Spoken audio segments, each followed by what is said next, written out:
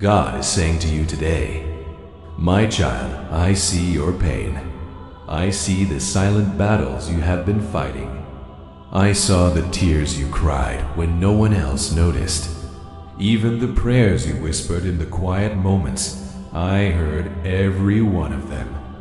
Do not think for a moment that I have forgotten you. I have not abandoned you. Right now, you may feel broken in some areas of your life. Your heart may feel wounded. Your plans may not have worked out the way you expected. You may even feel tired from fighting battles that seem to have no end. But listen to my voice today. I am your healer, and I am your restorer. My word says in Jeremiah 30:17, For I will restore health unto thee, and I will heal thee of thy wounds, saith the Lord.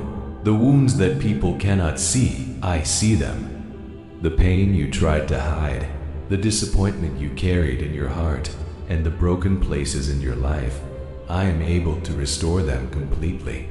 You may feel like you have lost time, lost opportunities, or lost things that can never return. But hear my promise in Joel 2:25. I will restore to you the years that the locust has eaten.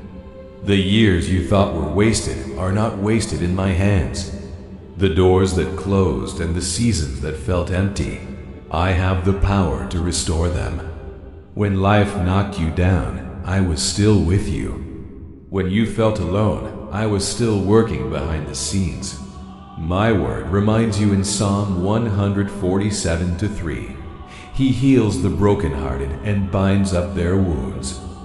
I am healing the broken places in your heart. I am giving you strength where you once felt weak. I am restoring what you thought was lost forever. And I want you to hold tightly to this promise today.